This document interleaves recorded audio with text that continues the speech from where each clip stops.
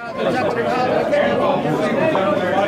know, just sit back and watch everybody else enjoy it. You know, obviously, you know, my time to really reflect will come when the season's done. But I work so hard, and our coaches work so hard, and we just want to see our young men, you know, enjoy this special moment. So really, just sitting back and just watching those guys enjoy themselves, and really, I'm hungry, I'm tired.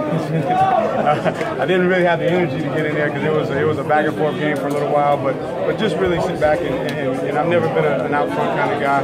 You know, it's all about our players. Just really want to sit back and watch it. How proud are you of, once again, 300 and 200? Only tonight it was 300 rushing, 200 yards passing. You know, we told them all week that the key to this game is going to be controlling the line of scrimmage. We told them that, you know, the strength of their defense, we felt like with the 3 down linemen. You know, they play that odds front. If we can control those guys and cover them up, you know, and get Wayne to the line of scrimmage, and he can get to the rest. And, you know, they really took pride in it. Obviously, they kind of made the mistake that Miami made and woke up a sleeping giant when they started the trash talk, because that's not who we are, what we're about. But obviously, you don't want to antagonize. The guys took it personal up front, and we told them leaving the hotel that we're going to win this game in the trenches, in the offensive line. They came to play. They gave Wayne running opportunities. Deshaun did well running the football, and just overall just proud of the win. Is this what you would call a weight room game?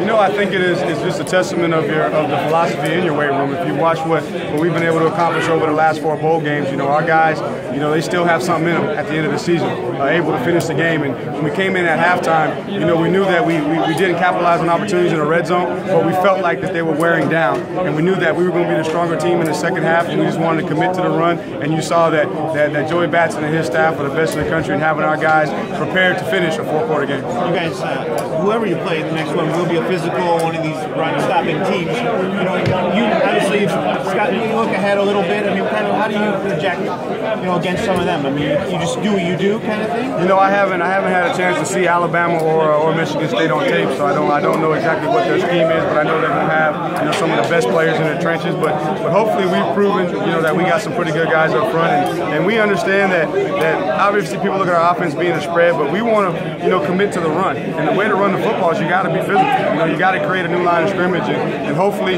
you know, we'll gain some respect and the ability to one of the best teams in the country be able to have a good rushing. Is that disrespect thing something that you guys feed into? I don't cover you regularly, but it seems like you guys embrace that a little bit. You know, I think it just adds a little bit of extra motivation. You know, we preach to our guys about being humble and let your pads do the talking. But anytime a team wants to start talking, then that gives our guys a little bit of extra motivation. So you talk about the philosophy, the way you guys, the last couple of games especially, you kind of saved Wayne for that second half, and I mean he does enough in the first, but the second half you guys really just lean on him. You know, I think that's been more just the flow of the game. You know, we were having some success throwing the ball. We were having a little bit of success running. Deshaun kind of carried the load because, you know, we found something schematically where we could exploit his talents running the ball. But, you know, just also trying to make sure that we do have Wayne fresh. So really wasn't trying to save him as much in the first half. It was just the flow of the game. You know, we had some other things working for us, but we knew if we could get him, you know, to the second half and with an opportunity to get his second win, then we had a chance. On this stage, you know, they're going for 300 yards again. What does that say about your offensive line and how those guys are really just kind of pushing the front? You know, they just don't get the credit they deserve, and that's fine. You know, it's been that way all year. They were the big question mark coming into the season, and they feed off of that. But obviously the statistics are starting to prove that that's a pretty good group up front. And just really proud of those guys, and they've been the difference, you know, the whole season. You know, starting from the beginning of the season all the way through.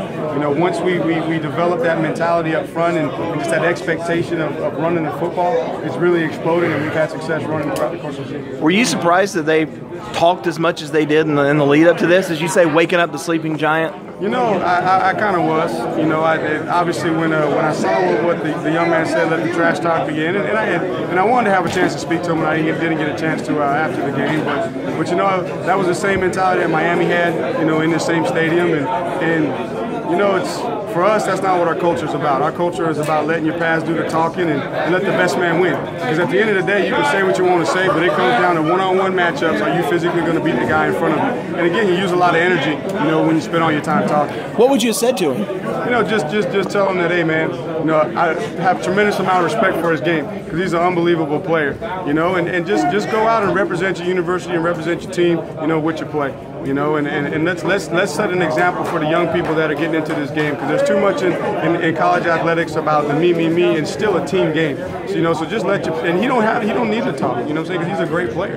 He can let his play talk for him. Tony, do you think the quarterback run game